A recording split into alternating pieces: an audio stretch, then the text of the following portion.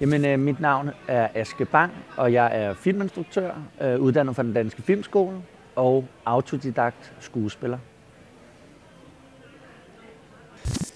Jeg tror, at jeg har været omkring 13 år gammel, da jeg begyndte at starte med at lave mine små egne filmproduktioner. Og det, der ligesom har fanget min interesse ved at lave film, det var, at jeg elskede det der med, altså jeg så rigtig mange film, og så fandt jeg ud af, hvad det medie det kunne. Altså den måde, at det kunne få folk til at grine, eller græde, eller blive bange, eller spændt. Og det synes jeg var enormt interessant, selve den forførelse af publikum, man kan gøre i form af en film. Og jeg er opvokset i en filmfamilie. Min far er uddannet fra Filmskolen, manuskriptforfatter. Min onkel er filmjournalist, og min lillebror er skuespiller. Så der har altid været snak om film derhjemme, så man kan sige, at jeg er på en måde nærmest født lidt ind i det. Og så hørte jeg om en filmskole, der hed Station Next, som lå ude, som var en del af ungdomsskolen, hvor man så kan gå til film, ligesom hvis man gik til fodbold eller et eller andet. Så hver onsdag var jeg så derude i 3 timer på Station Next, og det var i 3 år. Og der får du ligesom mulighed for at komme forbi alle de forskellige afdelinger i en film.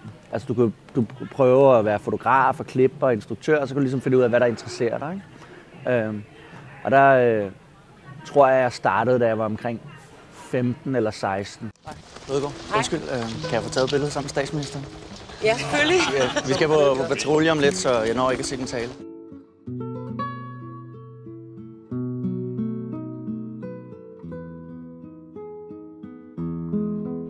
Hele mit liv er fucking ødelagt på grund af jer. Du har en kæmpe fryser nede i kælderen fyldt med is. Hvor har du fået en kælder fra? Så var det jo først, da jeg blev 18 år, at jeg fik min første skuespilrolle. Jeg har altid været enormt genert, og aldrig givet at være med i hvad det hedder, teaterstykkerne i folkeskolen, og ville kun være statist, fordi jeg turde ligesom ikke at stå foran folk og sige ting. Så det var for mig, det at komme ind i skuespillerverdenen var faktisk noget, jeg gjorde, fordi at jeg ville ligesom face min egen angst. Og så havde jeg læst om, at der var en åben casting på en tv-serie, der hed Album. Og så mødte jeg op til den, både for at udfordre mig selv. Men jeg har altid haft drømmen om at prøve at spille skuespil, men jeg har også været for genert til at gøre det, tænkte jeg. Men så sagde jeg, nu går jeg ud til den casting, se hvordan det går. Og så fik jeg så rollen. Og det gjorde så, at der var flere caster, der fik øjnene op for mig. Og så var det lidt lettere at få nogle roller efter det. Men jeg fandt også ud af, at jeg faktisk ikke, at jeg fik overvundet min generthed en smule. Jeg vil stadig betragte mig selv som genert, men jeg er ikke genert foran et kamera. Jeg er mere genert, hvis jeg skal stille mig op i en forsamling og tale foran en masse mennesker. For eksempel at være stand-up-komiker, det vil jeg ikke turde at gøre. Men jeg har fundet ud af, at det der med at lave filmskuespil, der kan man jo bare tage et nyt take, hvis det er. Og så finder man jo ud af, at der er jo ikke noget farligt ved et kamera, eller ved alle de mennesker, der er omkring. Det er jo bare alle sammen nogen, der har en passion for at få den her film til at blive så god som muligt. Og hvis man toner sig ind på den måde, så er der ikke noget at være nervøs for, og så forsvandt min generthed i hvert fald en smule.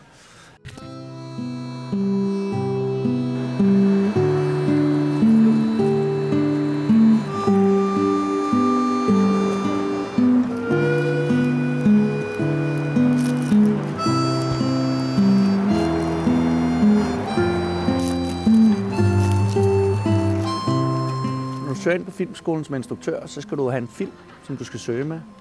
Første gang jeg søgte, der var 21... Nej, hvad var jeg? Var jeg 21? Jo, jeg var 21, da jeg søgte første gang på den Danske Filmskole. Og der søgte jeg med Dværgen og Luderen og Cykeltaxa. Man kunne sende 2 film på det tidspunkt. Og jeg kom rigtig langt. Jeg kom til den næst sidste prøve, men fik så et afslag der. Og det kan jeg huske, det blev jeg sgu meget... Der blev jeg ked af det, ikke? Fordi man var så tæt på. Ikke? Så jeg gik ud og drak mig pissefuld nede i Nyhavn alene. Og så dernede, der møder jeg så Poul Næsgaard, der var rektor på det tidspunkt, og Jonas Wagner, som var instruktørlærer. Og så gik jeg over til dem og var sådan helt ked af det og fuld, og sagde, hvorfor kom jeg ikke ind på filmskolen? Og så sagde de, bare rolig Aske, seriøst, du har gjort det rigtig godt, men du skal lige blive lidt ældre, fordi jeg var meget ung på det tidspunkt, jeg var 21, ikke? Så de ville gerne have, at jeg ligesom lige skulle blive lidt ældre og prøve at få lidt mere erfaring. Og så sagde de til mig, at jeg kunne tage et møde med dem ugen efter. Så mødtes jeg med dem, og de gav mig en god snak, og hvilket gav mig blod på tanden til at søge igen 2 år efter. Fordi man kan jo kun søge hver andet år på den danske filmskole. Og så min tanke var, da jeg søgte anden gang, det var så at lave en ny film. Så i mellemtiden, der arbejdede jeg så på at lave den her film, der hedder Ladyboy, som var min ansøgningsfilm til filmskolen. Og tanken var lidt, at jeg ville prøve at se, om jeg kunne lave en ansøgningsfilm, der var lige så god som en afgangsfilm. For at de ligesom slet ikke kunne sige nej til mig. Og den ambition, synes jeg egentlig lykkedes meget godt. I hvert fald i forhold til min egen afgangsfilm. Jeg synes jo, min ansøgningsfilm til den danske filmskole er bedre end min afgangsfilm til den danske filmskole. Så det er jo lidt sjovt. Sådan, det siger jo også bare, at det er ikke hver gang, man laver en lige god film. Vel? Altså, når den ene, hvad kan man sige, Ladyboy havde lavet uden at gå på filmskolen, og den fremmede var min afgangsfilm på filmskolen. Men det er alt en smagssag. Der er også nogen, der måske bedre kan lide den fremmede. Jeg ved godt, at jeg har gjort dig trist og ked af det. Jeg ved godt, at jeg har sagt ting, jeg ikke skulle have sagt. Det var måske også lidt meget at forlange, at jeg skulle kaste mig i dine arme og give mig hen med det samme. Jeg var usikker og bange. Jeg vil ikke sige, at filmskolen er nødvendigt. Det er godt. Det kan være godt at gå der. Men altså, der er masser af beviser på, at det ikke er nødvendigt. Altså, Anders Thomas Jensen, som har jo lavet Blinkende Lygter, Adams Æbler, De Grønne Slagter, Mænd og Høns, og skriver alle Susanne Biers film. Han har jo ikke gået på filmskolen. Nicolas Winding Refn, som også er en af vores store danske instruktører, han har jo heller ikke gået der.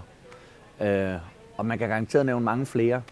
For eksempel filmfotografen Jesper Tøftner, der arbejder sammen med Thomas Vinterberg, han har jo heller ikke gået der. Så det er ikke et nødvendigt at gå der, men det kan være godt at gå der. Du kan lære en masse. Det kommer lidt an på, hvilken type du er, tror jeg. Filmskolen har jo gjort utrolig meget for mig. Du får enormt meget undervisning derude, og alle mulige forskellige gæstelærere. Og du mødes med en masse andre ligesindede unge filmfolk, der går derude, som man bliver inspireret af, og som man snakker med. Og man får i den vej igennem også et stort netværk. Og så det fede ved filmskolen er jo også, at de produktioner, man laver, de bliver vist til store producenter og filmfolk i den danske filmbranche. De kommer ud og ser vores film. Og det har givet meget god på det for mig, fordi at Kim Magnusson kom ud og så min midtvejsfilm og spurgte, om vi ikke skulle lave film efter. Og det er jo så ham, jeg lige har lavet min film Silent Nights med. Og det samme skete med Peter Aalbæk, der også var ude at se min midtvejsfilm. Og jeg er også i gang med et projekt sammen med ham ude på Centropa. Og så får du det der stempel i nakken af at have gået derude. Men det vigtigste, vil jeg sige, uanset om du går der eller ej, det er, at du ligesom, hvis du virkelig rigtig gerne vil lave film, og bliver ved med at kæmpe for det og arbejde hårdt, så skal du nok finde en vej. Det har de der 3 andre, jeg lige har nævnt, jo gjort. Men der er ingen tvivl om, at det kan være et godt skub på vejen. Du kan lære en masse, du kan få et godt netværk derude, og du får det der stempel i nakken, der måske kan hjælpe dig videre til at få støtte og sådan noget, til at lave din film.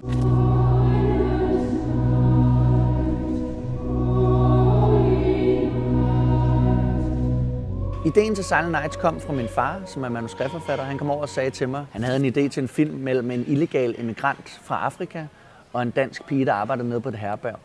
Og det synes jeg lød super spændende, at man kunne lave en film ud af det. Og så satte vi os ned og skrev et manuskript. Vi har altid boet på Nørrebro, og i gaderne omkring Nørrebro er der rigtig mange af de her illegale immigranter, der kører rundt på cykler og samler flasker. Man ser dem jo rundt i hele gadebilledet i København. Men tæt på Nørrebro ligger der så det her herberg i Stengade, Kirkens Korshærs herberg, hvor de illegale immigranter de sover om natten. Så der er jeg kørt forbi mange gange, og min far er også. Og ud fra det er nok der ideen er udsprunget fra. Det er fra noget, der sker lige rundt om os. Og jeg synes, at det var enormt spændende, det der med fordi jeg ikke vidste så meget om de her illegale immigranter. Hvordan har de det? Hvorfor er de her? Hvor svært er det for dem? Og hvad får dem til ligesom at bruge mange år af deres liv på at køre rundt og samle flasker? Så vi gik i gang med en research og tog ned på Kirkens Korshærs herberg og snakkede med dem. Og jeg var ude og snakke med flere illegale immigranter. Jeg stoppede dem, når de cyklede rundt og spurgte ind til dem. Svært kan det være mig at finde en almindelig mennesker. Gud bevarer Danmark. You stole from poor people. Live a very hard life. I live a very hard life too.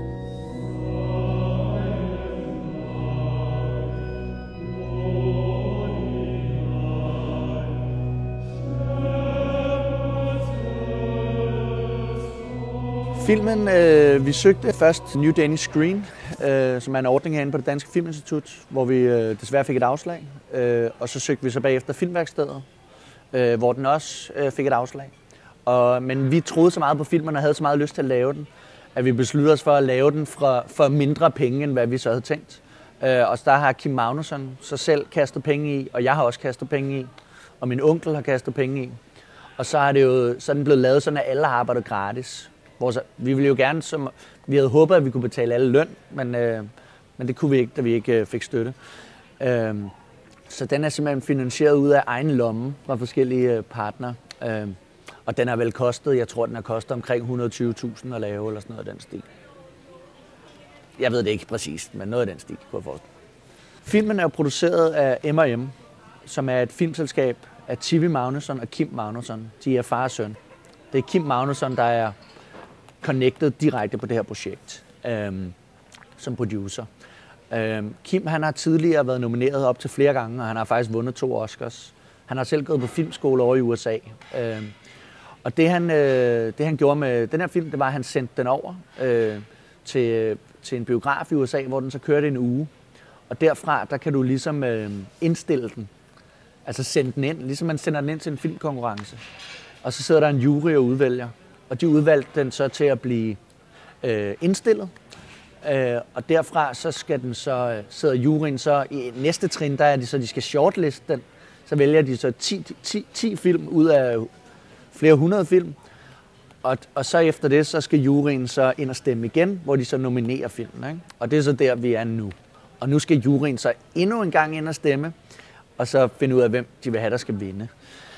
Jamen, i fremtiden, der drømmer jeg om at lave nogle spillefilm. Og jeg drømmer om at lave tv-serier. Og jeg drømmer om at spille skuespil også. Og måske kombinere nogle af tingene sammen. Og det er jeg også allerede i gang med på nogle projekter. Så forhåbentlig, at jeg kan få lov at leve af at lave film resten af mit liv. Og så skal man jo nok også lave nogle reklamefilm, men det er jeg heller ikke bange for at lave. Så